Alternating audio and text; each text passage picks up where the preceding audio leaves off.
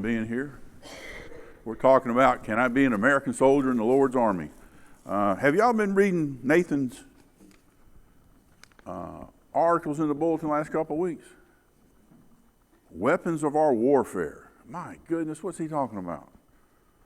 He's talking about armor. We're going to talk about New Testament when we get there, but so hopefully this gives a little bit more credibility. He didn't do that based off of this class, but that's what he's talking about. What do I have here? A spoon. We're talking about leadership. We're going to close out on leadership, and then we're going to go into a topic that might elicit some response, some agreements, some disagreements. We'll see. But we're talking about a worldly army, right? Traits of a good leader. Some of y'all mentioned last week, lead from the front, do, be, no, do, all that other good stuff. You got to be the leader, know what you're talking about, and do what it is you're talking about. So I'm trying to give another example or two of what leadership in the Army can be like. Can you be a Christian in the Army? Is it easy to be a Christian in the Army? Try to illustrate that. Instead of asking y'all, some people don't like to be asked, so I'll illustrate some of my own. A spoon. Chow. Wait a minute, Air Force. What do y'all call chow? Meals. You don't call it a chow hole. But I was in an infantry unit. These examples be coming from Korea. I was up on the DNZ and up in there piddling around. When you go eat, you're out there for 2 or 3 weeks at a time. How do they feed you? How does the military feed you? Huh? Canned goods? Sea rations, yeah, those were they went out in the 70s and the 80s. MREs, what does MRE stand for? Meals ready to eat. There you go. All right. Are they hot or cold? They're cold. They get whatever it is. I've eaten. That's why if you watch me eat, I don't have a problem eating cold food. I've been doing it for 20 some odd years. But you go out there in MRE, come with these spoons. It got to the point where spoons, sometimes you'd get an MRE, sometimes you wouldn't. You throw that stuff away. If you don't have a spoon to eat with, what do you eat with? How do you eat baked beans? With your fingers or out of the pouch, that's right. Or you give it away and you don't eat it. Well, it got to the point, I took mine the first day, I'd take it, put it back in, in the BDUs, you'd have a little part where your pen goes. I had a little spot. That's where mine went for 2 or 3 weeks. That's where mine was. Do you think that plastic protective coating stayed on it? No. So I'm walking around and it's time to eat. Water was a premium. It was time to eat. What do you think I did with my spoon? All right. Chat. Well, sometimes, yeah, you give stuff away because you had to carry what you had to eat, which if you didn't like it, you got rid of it. So sometimes what I would eat would maybe be some applesauce because out of that meal I didn't like. So I'd get rid of it. So food in the military was it sometimes once a day they try to give you hot chow and these little heat, I won't go into it, they'd serve it to you. Is it easy to calculate how much food you have to give to feed 180 people when you're 20 miles away? There's a scientific formula that they use to whatever it is they give. So when you get out there, do you think sometimes the chow came up short? Some people didn't eat. It did. Well, I'm a first sergeant in an infantry company, and we're in the field, and it's hot or it's cold or wherever. After a couple times, it wasn't right for the first sergeant or the captain or lieutenants, at least in my mind, to be eating when some soldiers didn't get to eat. All right, so what I had done, I didn't ask the captain, I just told the company commander, I said, this is what we're going to do. Me and you are eating last. all the lieutenants are eating last, and all the platoon sergeants are eating last. I'm going to let the squad leaders, the staff sergeants, they can eat when their platoon is done eating, which is about, we're in Korea, like it says, it was different than a American stateside. It was, because you had Korean translators and stuff like that. So we'd say a platoon was 50-ish people, 40-ish. So the 4 squad leaders could eat after their platoon ate. After all the platoons ate, then the platoon sergeants got to eat. Then the lieutenants got to eat. The captain got to eat, and I ate. I ate last. Do you think that there's times that I didn't eat? And there was times, and that's why to this day, I'll eat the heels. I always had bread. For whatever reason, you have bread. Don't have no water. Try to eat bread without no water. It's hard to do. But nobody ever ate the heels of the loaves of bread.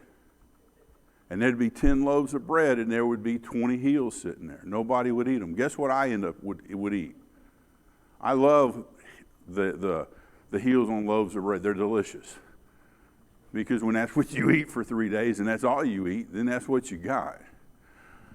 Is that right or wrong, making them guys eat last? Leaders eat last and soldiers eat first. Well, Napoleon said the way to a soldier's heart is what? Through his stomach. And that is a true statement.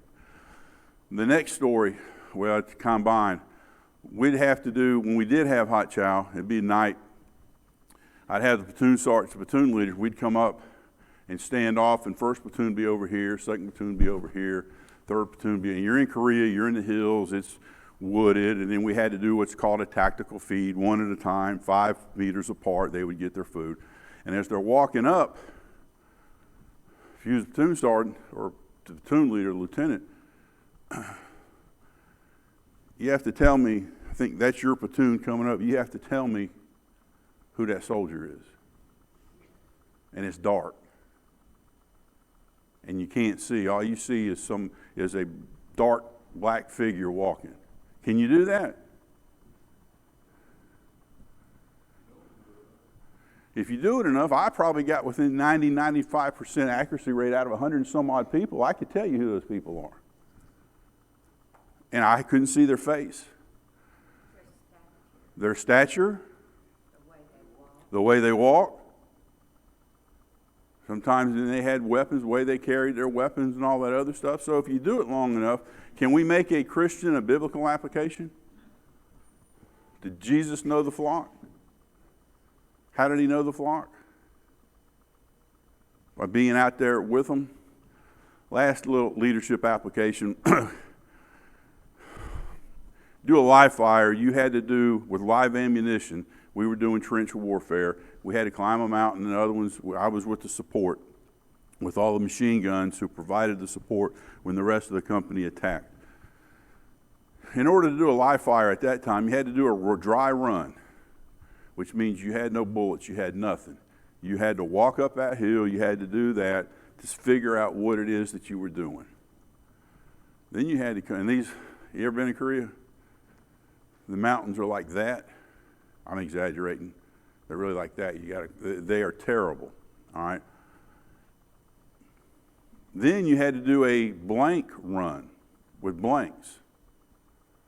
I had to climb that same mountain or hill.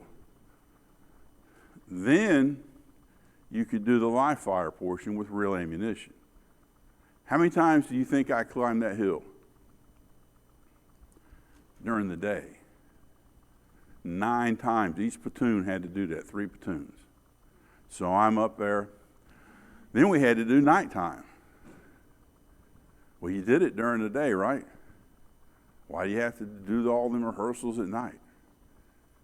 Is there a difference between day and night? Oh, sure there is. So we do the same thing. So we get done, and like I said, I'm dead tired, and I'm a first sergeant, and I'm the old guy out there. I'm probably, at that time, 38 years old, and I'm the old guy, and I'm tired, and I'm saying, these guys are 18, 20 years old. And they're probably complaining. And they are complaining. You're right. I got another story about that, but I ain't going to mention it. So We get up there, we get back, it's time to eat. It's 2 or 3 o'clock in the morning, it's probably 26 degrees. Open the food, they'd picked the food up 4 or 6 hours, and it's all cold. And I got mad, one of the few times I ever get mad. Are you supposed to cuss in the Army? You see it in the movies, right? You're supposed to drink beer and smoke. Well, I didn't do all that, so I cut all the... So I get mad. I tell them, you send this chow back. My men do not eat cold meals. They eat hot chow.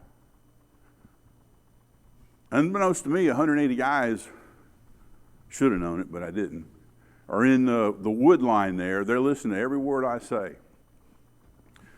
So they come back 2 hours later with hot coffee and onion soup. What is onion soup? It's good. It is when you're starving. It's delicious. It's water that's hot, that's little onion seasoning in it, and you stir it up. I think they put 2 packs in it because I was mad. And that's what we had. So they had hot chow. Said nobody, whatever, so I don't know if I got some. I think I drank coffee. I didn't drink coffee, but nobody was drinking coffee, so that was the only thing I had to stay to get warm. So we come back in, we're in garrison. In the next 2 weeks, people be running by, hot chow, First Sergeant. All right, hot chow, First Sergeant. And then the lieutenant comes up, and I'm saluting, I forget what we said, and he says, hot chow, First Sergeant. And he said it a second time. I said, hold on a minute. What are you hollering about hot chow? What is this nonsense y'all be saying hot chow? We saw what you did for us that night at the range. And little things of getting hot chow did a lot. Those guys would have gone into North Korea, single file behind me or in front of me because I'd be in the back hiding. They would have done it because I asked them or I told them to do it. Is that what leadership is about? Do you want leadership to be because you have to do it or because you want to do it? You want to. Is Christianity because you have to do it or because you want to do it? If you want to get to heaven, you have to do it, right? But are you truly converted if you have to do it as opposed to you want to do it? That's just a thought question. All right. So just things with leadership. Anyway, a simple little spoon. I had some flashbacks from Korea this week. So, sir.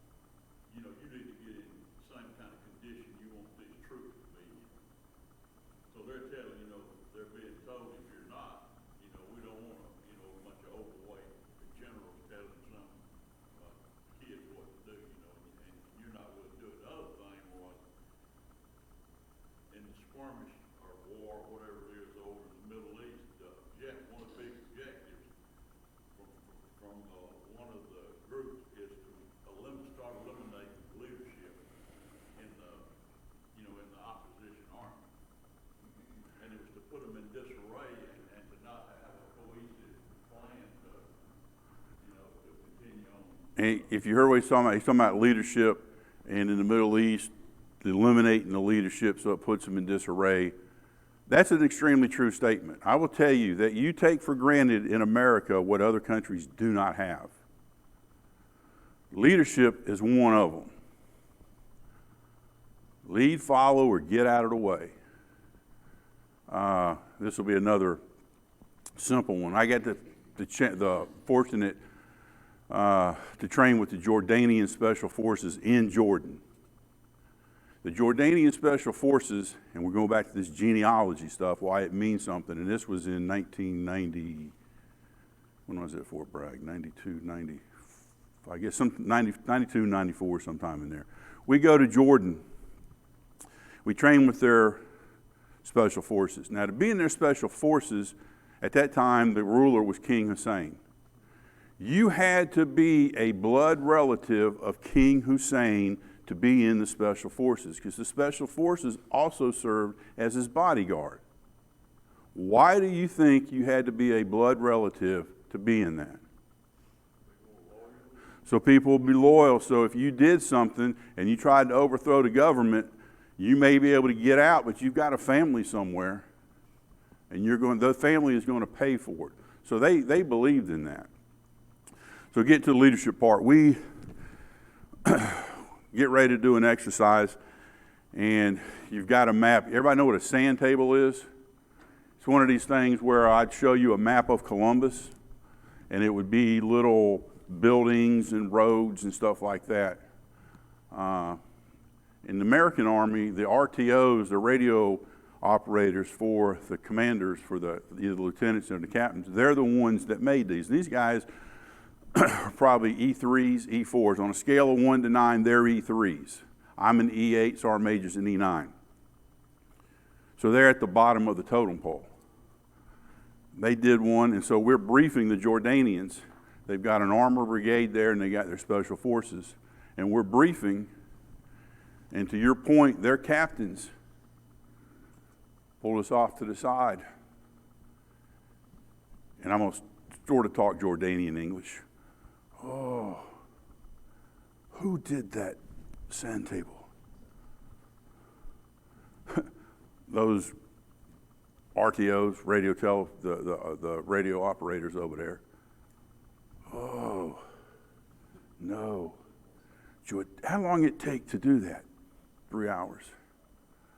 No. In Jordanian army, only officers can do something like that, and it would take 2 days. The idea with the American army is if you kill the captain, can somebody spill in their place? Other armies do not do that. They are micromanaged. If they go down, everybody else sits there and they don't wait. I mean, they wait. They don't do anything unless they're told to do something. There isn't nobody going to step up and move in. All right, that's the big difference between the American Army and other armies. So leadership does make a difference. Any questions or comments before we go on? All right, this is an interesting little topic here we're going to talk about next. Can you lie? Huh? Everybody can lie, but are you supposed to lie? Can you burn in hell because you lie? I'm asking a real question. Was it Wednesday night somebody asked if your wife says, honey, does this dress make me look fat? What if the husband says no? Is he lying? Huh? Can you lie? No, we all know you can lie because we're human. But as a Christian, can you lie or are you supposed to lie? That's a pretty immediate answer there. No. There's gray, white. Well, we're fixing to get into that gray, white, and black. Huh? Lying is deception. Is deception lying?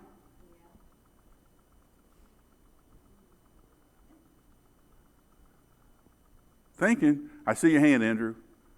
Thinking, because we're fixing to hit you with some. All right, Andrew. This is, everybody goes back to the second commandment, thou shalt not lie. Okay, let me ask, before you say that, where does it say thou shalt not lie? That's what I was trying to get at. Depending on your translation, it says thou shalt not give false testimony. Or false witness. So, you shall not lie kind of gets brought into Bible school teaching. Okay. But when you actually, and I know this is controversial, but I just want to point out, you look into the Bible. We're fixing to go there. Let me go into that, and then we're going to go into that. You're going, ma'am. I don't mean to cut you off, Andrew. When we get, yes, ma'am. Well, I had this conversation before, and I believe, yes, we do lie. You believe what? I'm sorry. We do lie. Sometimes it's intentional, sometimes it's not. Okay, we do lie intentionally, unintentionally. Okay, I agree. I think everybody agrees with that. Can you knowingly lie is what I'm asking.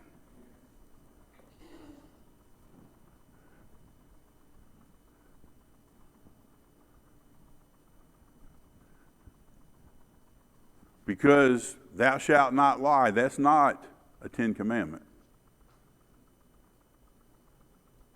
Sir, and you way in the back, so make sure, let me get over here. You speak loud so I can hear you, like Jennifer. Sometimes I can't hear her either.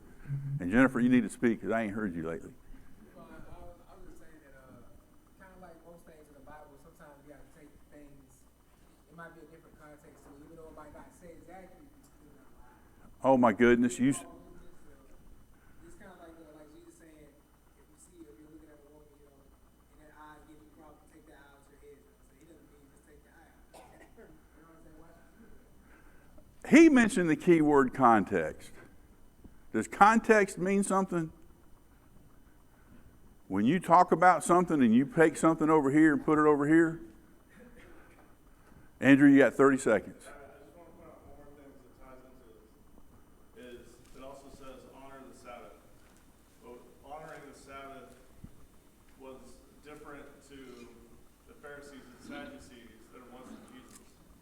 When they were saying you can't work on the Sabbath day, you can't do this, and Jesus spit on the dirt, made some mud to heal somebody. Or he said, if you lost a sheep, would you not go find it? Or his followers were picking grain and ate it.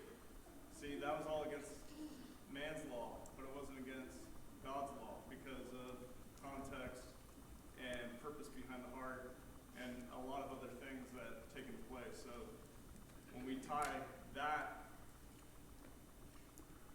depiction of what was taking place in another law and what you can apply it to what you're about to do.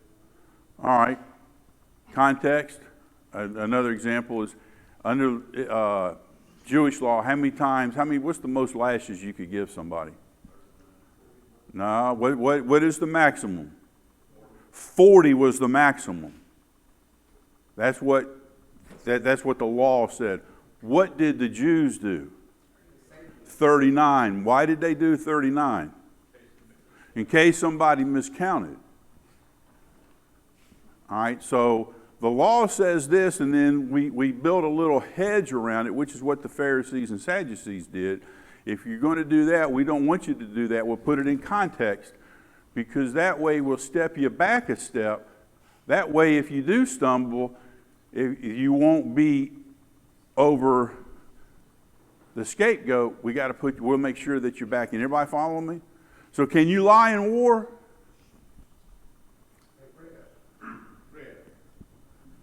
Sir. You're talking about law and lying. Is it illegal for me to lie to a policeman? Is it illegal to lie to a policeman? Is it legal for a policeman to lie to me? Is it legal? Well, we don't talk about what the police do. And can you lie to a policeman? Put it in the real world. People do. That's not the question, though. The question is, when you get pulled over, ma'am, you got a license? Yes. Where's it at? I don't have it with me right now. I run it, and they come back suspended from 3 years ago. Did she lie to me?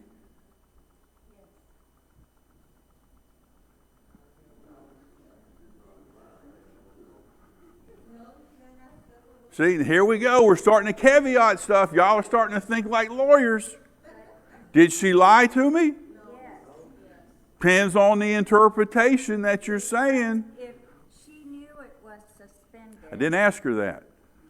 And no, you're right. If you knew this and you knew that, but that's where that's where we get in trouble, because I asked her if she had a license. She got a license. It's at home.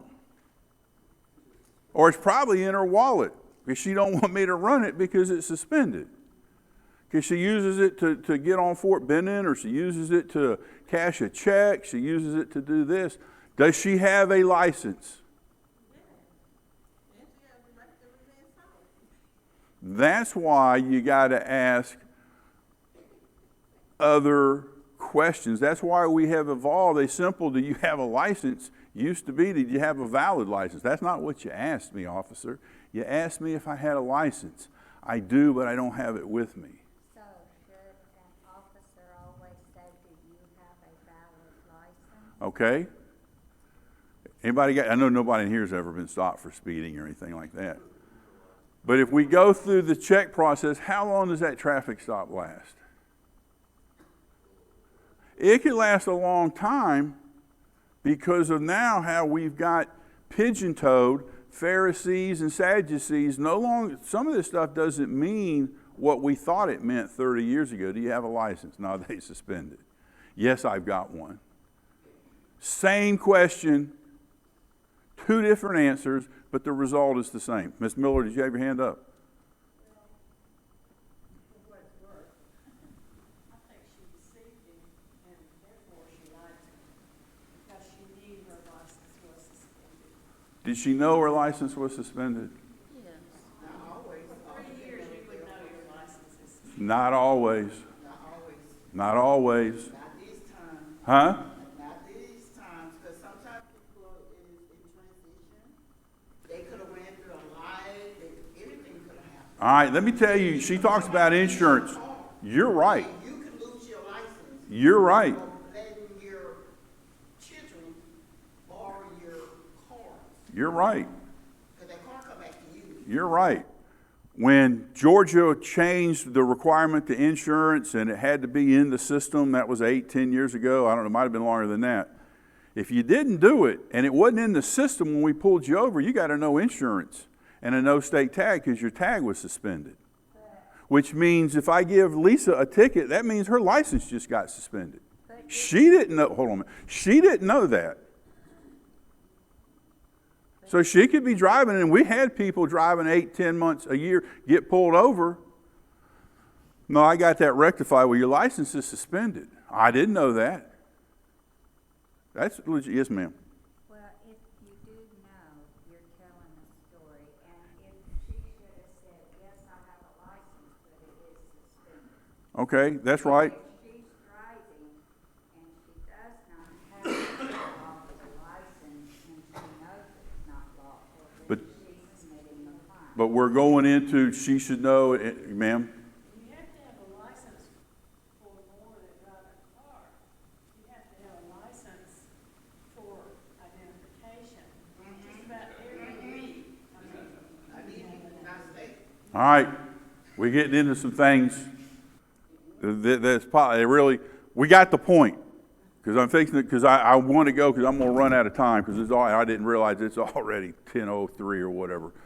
And I appreciate the dialogue, because you see, when we're going to this, know that, she should have known, she didn't have done that. Now, why did the Pharisees and Sadducees, with what Andrew said, tell Jesus he couldn't do this or the disciples couldn't do that? Because they built defenses to keep you from doing that, which is the same thing. You should have known, you should have known, you should have known, or didn't know. Real world, they did that so that if you should have known but didn't know, we'll make sure that you didn't reach that point. Does that make sense? All right, so that's a biblical teaching there, but I didn't even intend to get, yes ma'am. Make it an easy question. In regards to the Sabbath, it says keep the Sabbath, and but part of that also says keep it holy in regards to that. So if you see a sick man like in Christ's instance, he wanted to heal a blind man. You're not keeping your Sabbath holy if you don't help that blind man. But that's not what was originally said back in Jesus' day. You're right, but that's not what was said on Mount Sinai when Moses was there. Yeah. That's a whole nother. We're going to go. But we'll come back. Can you lie in war? One example I'm going to read. Let's go to Exodus chapter 2. Some people tell you emphatically, did Abraham lie when he was getting ready to go into a kingdom and said Sarah was his sister? Huh? Did he lie?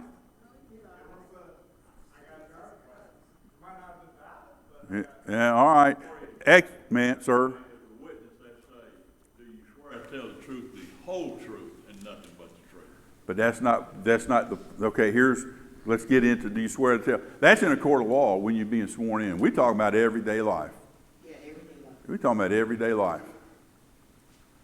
No, Andrew, hold on a minute. Let me read this real quick. This is going to where because I'm running out of time. Exodus chapter, what did I say, 2? Well, actually, it's going to be Exodus chapter 1. Exodus chapter 1, verse 8. Now, the Israelites are in Egypt. They are not slaves. They moved there, if you know, they moved there and grew into a people. Verse 8. Now, there arose a new king over Egypt who did not know Joseph. That means the Pharaoh had died. Verse 9. And he said to his people, look, the people of the children of Israel are more and mightier than we. He didn't say anything about slaves. Verse 13. So the Egyptians made the children of Israel serve with rigor. And they made their lives bitter with hard bondage in mortar and brick and in all manner of service in the field. All their service in which they made them serve was with rigor. Then the king of Egypt spoke to the Hebrew midwives, of whom the name of one was Shiphrah and the name of the other Puah. And he said, when you do the duties of a midwife for the Hebrew women and see them on the birth stools, if it is a son, then you shall kill him. But if it is a daughter, then she shall live. But the midwives feared God and did not do as the king of Egypt commanded them, but saved the male children also. So the king of Egypt called for the midwives and said to them, why have you done this thing and saved the male children alive? Let's see what they say in 19. And the midwife said to Pharaoh, because the Hebrew women are not like the Egyptian women, for they are lively and give birth before the midwives come to them. Therefore God dealt well with the midwives, and the people multiplied and grew very mighty. Simple question. Did the midwives lie to Pharaoh or his officers about giving birth to the kids?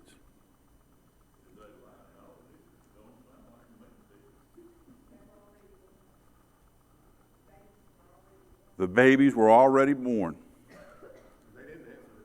They didn't answer the. No, you're right. That's what they said. Why do you have midwives? What's their specialty? Birth. So what you're telling me, midwives of Israel, all these kids are popping out, and you didn't make it to any of them, whereas 2 months ago you were. Is that what you're saying, Miss Stan? Well, I'm saying he asked them why, and in their heart they knew why. They didn't want to kill babies. They didn't want to kill Pharaoh.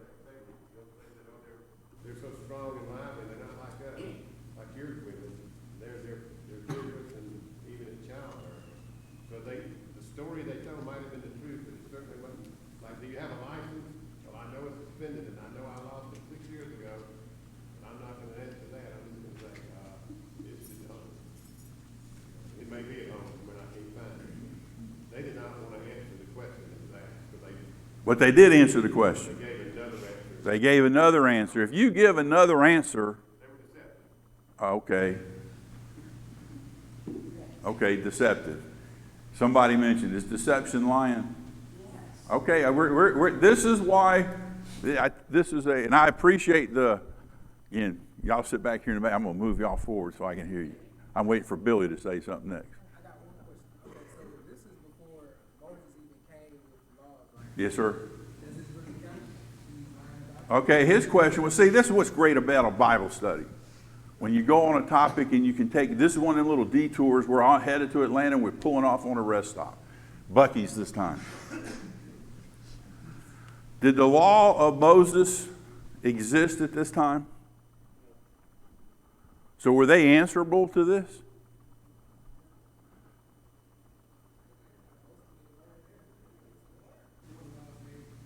That's a thinking question. It's a good question. I'm not going to give you the answer. We're just going to sit here and say, Did they have some sort of religious system back at this time? What were the three dispensations, we call it? Patriarchal, Mosaic, and Christian. We live under the Christian age. Mosaic is under Moses. So if they didn't have the law of Moses, what age did they live under? The patriarch. Was there a sense of good and evil back then? Right and wrong? Melchizedek come to light. What was Melchizedek? A high priest. A high priest of what? Okay, a high priest of God. Well, they had to have some kind of context. But the root question, though, that we're going to go back to is, can you lie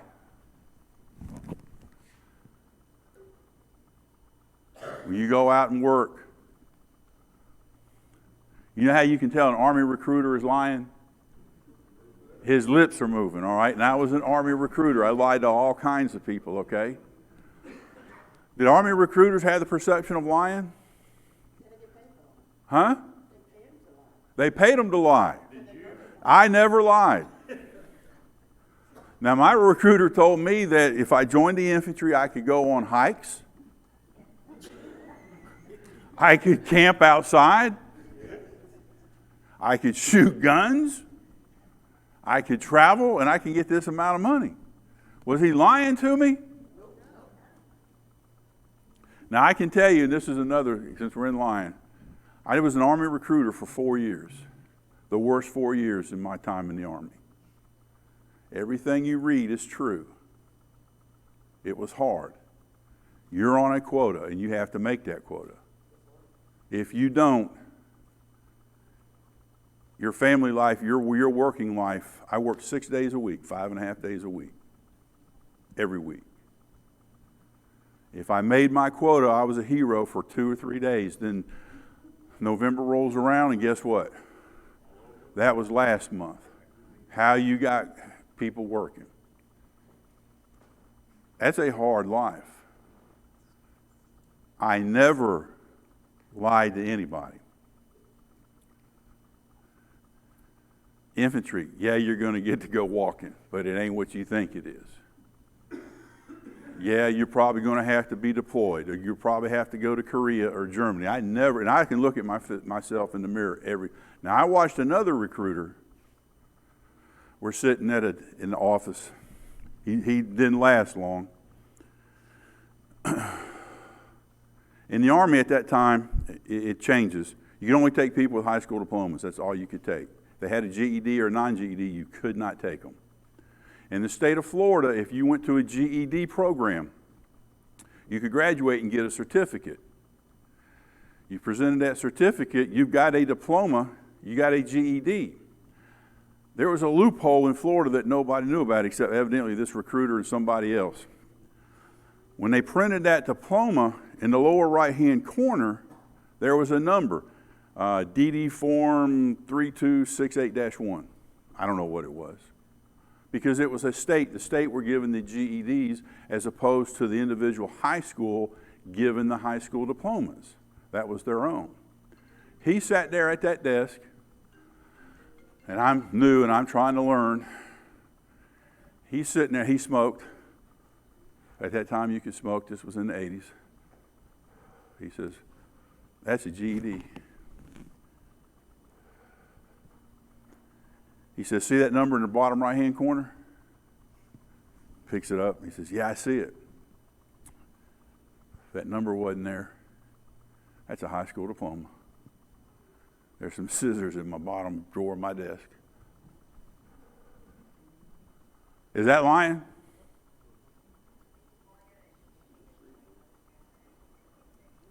All right. Do people lie for a reason? If you're on a quota, you're going to do this, you're going to make it. If you work in sales, you got to talk to X amount of people. Teachers, your test scores have to be up there. We've got to have a 78. Your class has to have we'll make 78% average. Why do you think they start telling kids don't come to school when they do tests? That's right. Do people, okay, so we'll talk about lying next week. Just something to think, I appreciate your comments. We're going to get into the Army specifically and lying and whether, because some people do have a problem with it, some people don't.